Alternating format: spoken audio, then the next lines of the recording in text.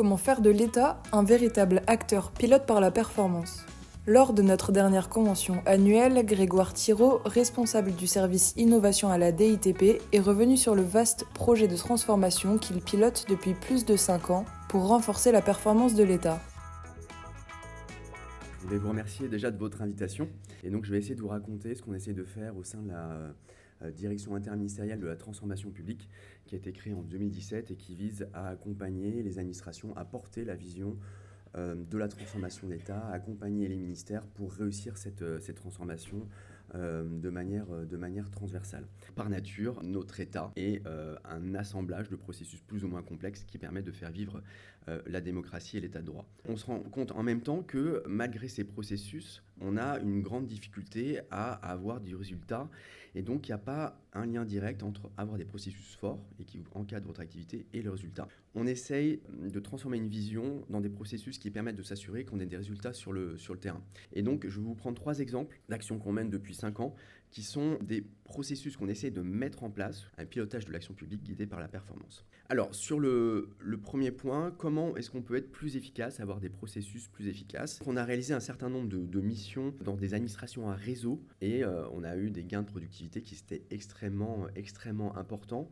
On a supprimé des actions qui ne faisaient aucun sens et on a redonné du sens puisque les agents n'avaient plus à faire ces actions qui avaient assez peu de sens pour se recentrer sur une amélioration de la qualité de service, travailler sur des sujets avec plus forte valeur ajoutée et on redonnait de la capacité, du sens à des agents publics qui l'avaient parfois perdu. Le deuxième exemple que je voulais développer avec vous est un peu plus massif, il s'adresse à la totalité des services publics en France. Comment on peut mettre en place un dispositif qui s'assure que, quelle que soit la nature de ce service public, on ait des engagements, des objectifs à atteindre. Et c'est ce qu'on a essayé de mettre en place avec ce programme d'amélioration continue de la qualité du service public qu'on appelle le programme Service Public Plus. Et donc on a 3 objectifs fondamentaux avec ce programme. Améliorer les délais de traitement, s'assurer qu'il y a toujours une capacité à répondre à un agent public, et puis continuer à améliorer la qualité de service de manière permanente. Et ça s'est traduit par 8 engagements. Par exemple, le premier, c'est être accueilli avec bienveillance et avec le droit à l'erreur. C'est un changement de posture des agents publics vis-à-vis de l'usager. Le numéro 7 est aussi intéressant, votre avis est pris en compte pour améliorer le service rendu. Voilà. Donc on a ces 8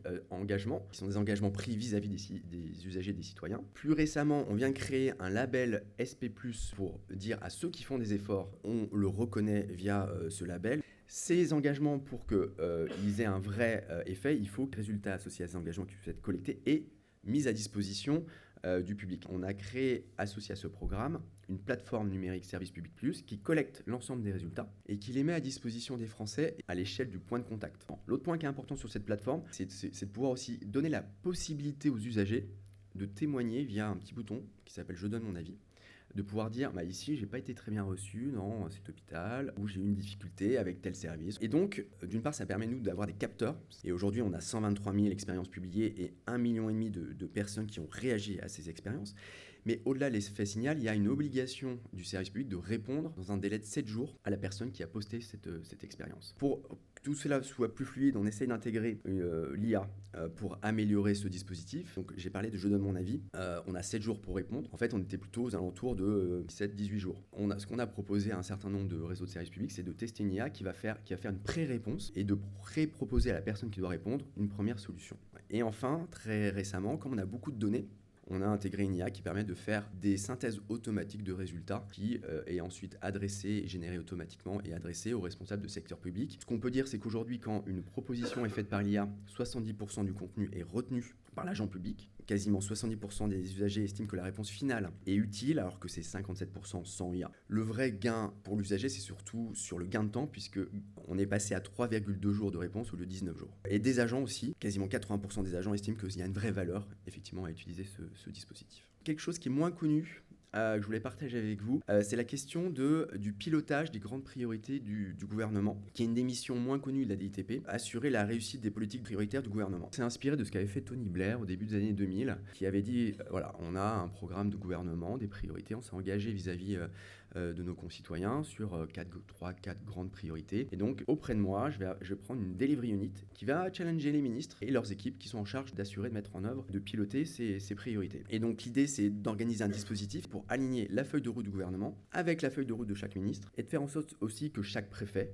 ait son morceau de feuille de route et d'assurer l'alignement de l'ensemble. C'est cette architecture qu'on a essayé de construire au sein des 5 dernières années. Du coup, on a une sorte de double gouvernance du dispositif et avec à la fois un suivi national où donc moi j'avais une équipe de super spécialistes, de conseillers ministériels qui allaient challenger les responsables opérationnels de chaque chantier prioritaire, leurs directeurs d'administration et les cabinets ministériels. On allait ensuite tous les 3 mois faire un bilan sur l'ensemble de ces priorités à Matignon. Et puis sur les sujets les plus compliqués, les plus difficiles, les plus politiques, on avait ensuite tous les 3 mois une réunion où on passait 2 ministères. Donc on alignait à la fois tous les responsables opérationnels, administratifs et politiques. Et donc on avait un échange pour se dire qu'est-ce qui ne fonctionne pas et comment on peut essayer de le lever. Alors on s'est rendu compte que ce dispositif, il pouvait fonctionner très bien pour un grand nombre de politiques publiques. On avait un certain nombre d'objectifs qu'on pouvait atteindre au niveau national, finalement en se contentant de se concentrer justement sur les 10 premières villes du pays. On s'est dit, mais il faut aussi s'assurer que l'application soit territorialisée, que chaque région, chaque département ait son bout de responsabilité sur la mise en œuvre des priorités du gouvernement. Et donc on a mis en place ces feuilles de route interministérielles pour les préfets, avec un préfet de région qui essaie d'organiser la mise en place et le suivi des résultats de chaque préfet de département.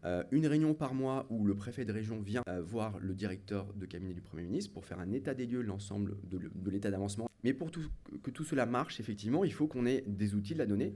Et donc l'équivalent de la plateforme Service Public Plus, c'est Pilote. C'est un outil qu'on a mis en place et internalisé au sein de la DITP qui permet d'internaliser les données et de faire en sorte que chaque échelon de cette chaîne de responsabilité ait accès aux données et puisse partager des données. C'est une application que vous avez sur le téléphone et vous avez 3 niveaux de lecture, le niveau national, le niveau régional et le niveau départemental. Donc c'est un outil de redavabilité de données mais aussi de dialogue puisqu'il mettait en lien finalement le responsable national avec ses relais territoriaux. Il pouvait s'envoyer des messages via le dispositif. Et comment est constitué le contenu de cette application ? En fait, pour chaque chantier prioritaire, on a des indicateurs de résultats de performance sur 5 ans avec des jalons annuels.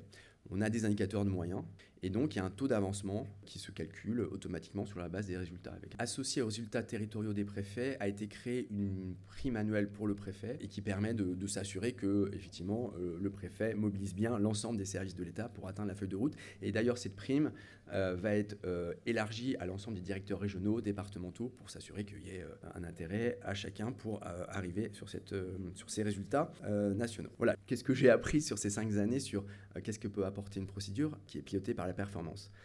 Ce que j'ai compris, moi, c'est que la procédure ne doit jamais devenir sa propre finalité. Il faut toujours la réinterroger et toujours reposer l'utilité de la procédure au regard du sens et de l'efficacité. Il faut aussi surtout la donner. Et c'est vrai qu'à l'État, on est peut-être les champions européens de l'open data, mais on n'est pas très bon aujourd'hui pour l'exploitation de ces données au service de la construction, du pilotage et du suivi des politiques publiques. Et donc là, on a beaucoup de données, mais pas assez d'outils pour les valoriser, les utiliser au service de l'action publique. La transparence est aussi quelque chose d'extrêmement important. Le fait qu'on soit transparent et qu'on s'engage publiquement vis-à-vis du citoyen et de l'usager faisait qu'on avait des meilleurs résultats parce que l'attente pouvait être plus forte. La presse locale aussi pouvait s'emparer des écarts de résultats. Ce qui a très bien fonctionné aussi, c'est parce qu'on a un portage politique au plus haut niveau et qui était engagé et constant. Moi, ma frustration, c'est qu'on avait mis en place un process et des outils qui semblaient intéressants, mais en fait, ça ne marche pas tant que vous n'avez pas convaincu ceux qui sont en responsabilité, ceux qui sont en devoir de rendre compte, ceux qui ne sont pas formés, qui ne comprennent pas et qui doivent parfois être en opposition et qui vont bloquer tout le processus. Et donc moi, c'était ma frustration au bout de 3 ans. Et donc ça rendait difficile l'atteinte des résultats. Je vous remercie pour votre attention et si vous avez des questions, je suis prêt.